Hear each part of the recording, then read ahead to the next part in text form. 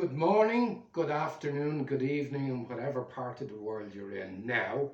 Welcome to Rockstars Stop Wars, and you can email us at rockstarsstopwars@gmail.com. We'd love your suggestions.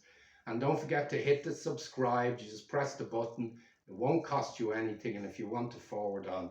So episode 1, I gave a little introduction last week.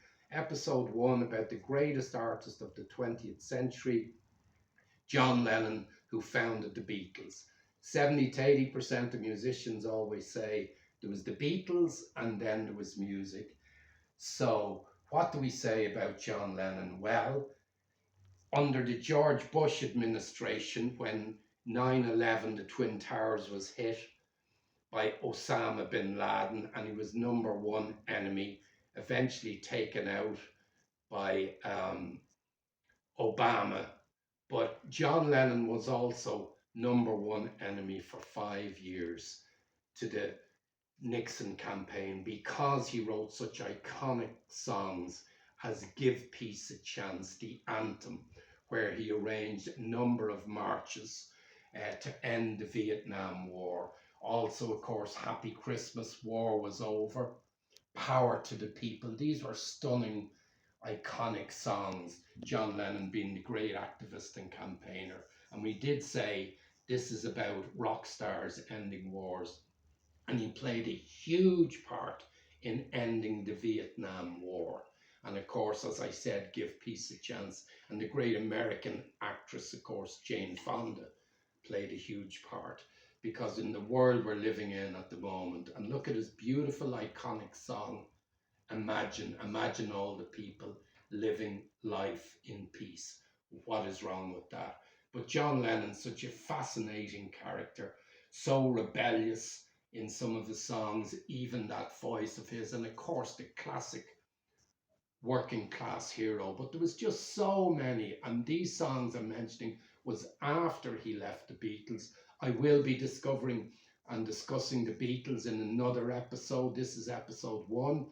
We'll be discussing so many, David Bowie, so many great American musicians, English musicians, Irish musicians, musicians from all over the world.